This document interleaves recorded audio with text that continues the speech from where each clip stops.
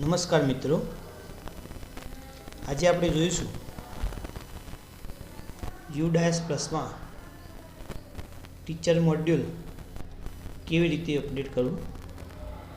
સૌપ્રથમ આપે અમારી ચેનલ જો સબસ્ક્રાઈબ કરી ન હોય તો સબસ્ક્રાઈબ કરી લેવા વિનંતી।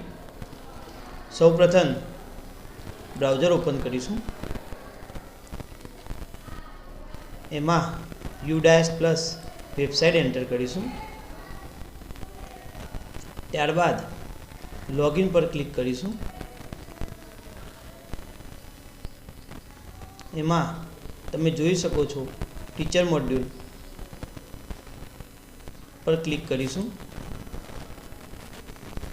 ત્યારબાદ શાળાનો યુઝરનેમ અને પાસવર્ડ એન્ટર કરીશું।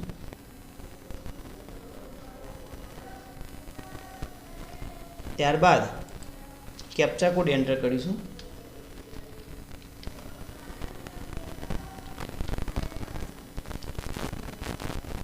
ત્યારબાદ લોગિન પર ક્લિક કરીશું।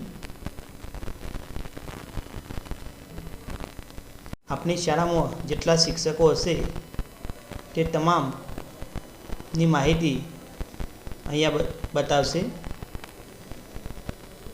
અહીંયા આપણે એક પણ શિક્ષકની માહિતી અપડેટ કરી નથી, તેથી અહીંયા ઇનકમ્પ્લીટમાં 2 શિક્ષક બતાવે છે, તેના ઉપર ક્લિક કરીશું। ત્યારબાદ અહીંયા જે તે શિક્ષકની જનરલ પ્રોફાઇલ પર ક્લિક કરવું। ત્યારબાદ જો જનરલ પ્રોફાઇલમાં જો કોઈ પણ સુધારો વધારો હોય તો તમે અહીંયા તે કરી શકો છો। જો સુધારો વધારો ના હોય તો અપડેટ પર ક્લિક કરવું। અહીંયા તમે જોઈ શકો છો ટીચિંગ સ્ટાફ ડિટેલ સક્સેસફુલનો મેસેજ આવી ગયો છે। ત્યારબાદ એપોઇન્ટમેન્ટ એન્ડ ટીચિંગ પ્રોફાઇલ પર ક્લિક કરવું। અહીંયા તમારે ટાઈપ ઓફ ટીચરમાં તમારે જે આ પ્રિન્સિપાલ હો તો પ્રિન્સિપાલ, હેડ ટીચર ટીચર હોય ટીચર સિલેક્ટ કરવું। જો અહીંયા પણ તમારે કોઈ પણ પ્રકારનો સુધારો ના હોય તો અપડેટ પર ક્લિક કરો। ત્યારબાદ અહીંયા તમે અગાઉ કયા પ્રકારની તાલીમ લીધેલ છે તે બતાવવાનું રહેશે। Training four teaching CWSN, training in computer use teaching, તમારે કયા વિષયની કે વિષય વસ્તુની તાલીમની જરૂર છે તે સિલેક્ટ કરવાનું રહેશે। અગાઉ તમે કોઈ પણ પ્રકારની તાલીમ લીધેલ હોય તે બતાવવાનું રહેશે। જો નિષ્ઠા તાલીમ લીધેલ હોય તો યસ કે નો બતાવવાનું રહેશે। અહીંયા working day spend on non teaching assistant પર તમારે જેટલા દિવસની તાલીમ લીધેલ હોય એ બતાવવાનું રહેશે। અહીંયા લેંગ્વેજ બતાવવાની રહેશે। ત્યારબાદ જે આપણને લાગુ પડતું હોય તો યસ નો કરવાનું રહેશે। ત્યારબાદ અપડેટ કરવાનું રહેશે।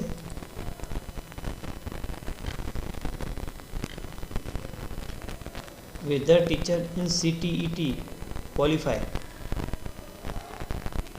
તો યસ કરી તમે જે વર્ષમાં ક્વોલિફાય કર્યું હોય તે વર્ષ લખવાનું રહેશે।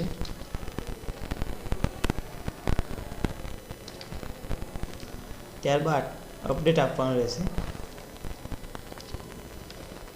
આ રીતે જો કોઈ શિક્ષકની માહિતી અપડેટ થઈ જાય ત્યારે ગ્રીન કલર બતાવશે।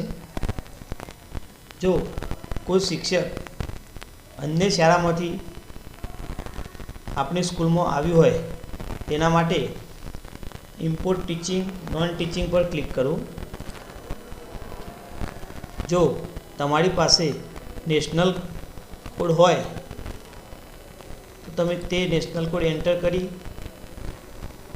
ડેટ ઓફ બર્થ એન્ટર કરી ગો પર ક્લિક કરવાથી સદર શિક્ષક આપણી શાળામાં ઇમ્પોર્ટ કરી શકો છો.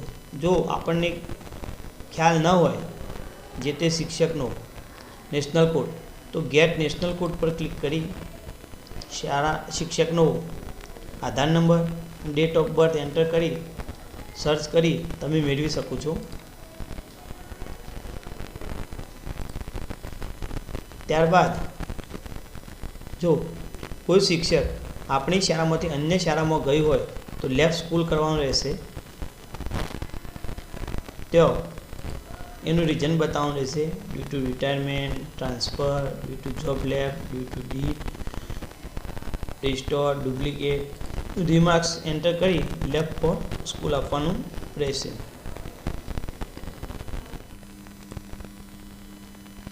આ રીતે તમામ શિક્ષકોની માહિતી અપડેટ થઈ જાય ત્યારબાદ અહીંયા click here two mark complete પર ક્લિક કરું. ત્યારબાદ રિમાર્ક્સ એન્ટર કરી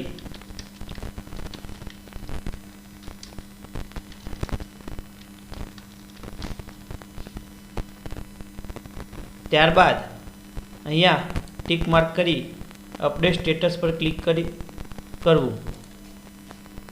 ત્યારબાદ કન્ફર્મ પર ક્લિક કરવું.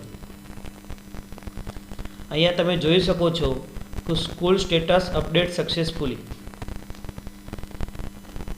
આ રીતે તમે ટીચર મોડ્યુલ અપડેટ કરી શકો છો. જો આપણને અમારો વિડીયો પસંદ આવ્યો હોય તો લાઈક કરો, શેર કરો અને સબસ્ક્રાઈબ કરવાનું ભૂલશો નહીં. આભાર.